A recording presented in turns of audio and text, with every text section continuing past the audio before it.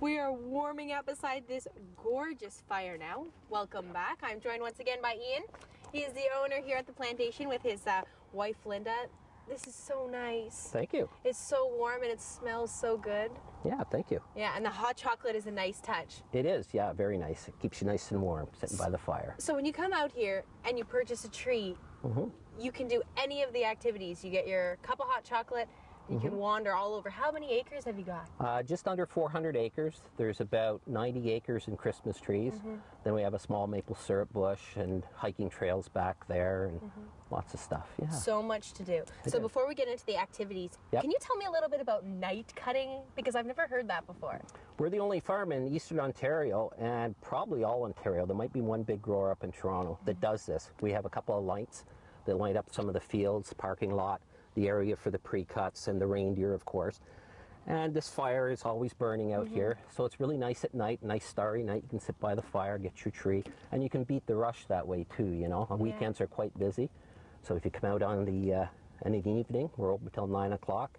It's a great time if you don't like busy, lots of crowds, you know. On the weekends, exactly. And same option, you can either take the saw and go out into the field and cut your tree. Sure, yeah. Or you can choose one of the pre-cut ones. Yeah, exactly. And then they put it through the shaker and baler, which we showed you earlier. Is that ever neat? I love that contraption. Yeah, that's pretty cool. And then the activities. You've got so much to do. We've got the sliding hill right behind us. Yeah, and everything's included. Once you buy your tree, everything is free out here. You can wander around. Some people spend hours. They'll go back on the hiking trails, walk around Ho-Ho Lake. Ho-Ho Lake. And then there's a sliding hill behind us over here. We serve chili dogs and hot dogs in our cabin. Everybody gets a free hot chocolate.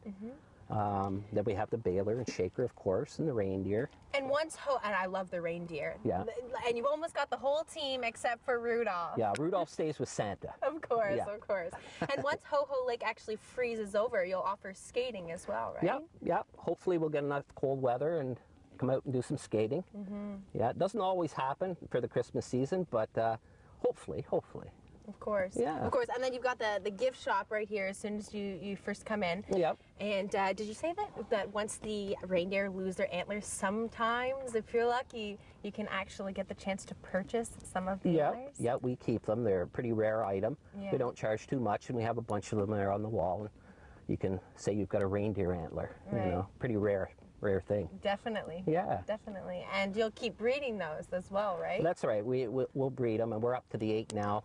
So we're not sure if we're going to do too many more. We might breed the odd one to sell to give us a bit of extra income. But yeah, we got our 8 now. That's what we were trying to do. Of course, of course. Well, today was the first time that I've ever actually seen a live reindeer. Yeah, unless you go to a zoo. There's only a couple of farms in Ontario that have them. We have to get a special permit, and we're allowed to breed so many. But yeah, they're pretty unique. Yeah. And before we go, I think that this is so interesting, the benefit of getting a real Christmas tree as opposed to the artificial one that so many people fall back on. See, a lot of people make the mistake. They think you're coming out and you're cutting a tree and you're damaging the environment. So it's completely different. Those trees are planted specifically for Christmas trees. They're planted like corn, pumpkins, any other crop. It's an agricultural crop. And while they're growing, they're producing a lot of oxygen for people. And the more, if you put that artificial tree away and cut a real tree, then more and more and more get planted, which helps the environment. So you're not damaging it by any means. What you're doing is damaging it by putting up an artificial tree because they've got a lot of chemicals in them, right? The Americans did a study on them, and they found there was even benzene in a tree. And when they put the lights on the tree, the heat from the lights would touch the needles, and it would let off a bit of a fume in your house. Right. I don't know. To me, I wouldn't want that in my house. You know? And what was the statistic that you told me a little bit earlier? 1 acre of planted Christmas trees. Right. Produces enough oxygen for one person for a year. 1 acre. Yeah. So, yeah. You're doing a great thing here. Well, thank you. And what a nice ambiance. And of course, you know what? Nothing beats that smell of a fresh Christmas tree in the living room. That's right. That's always one of my favorite things about the holiday season. Thanks so much for having us out today. No problem. Head to their website and check out all of the information, or come on out to Ian's Evergreen Plantation. Pick yourself out a tree. Enjoy the reindeer, the sliding hill. So much to do.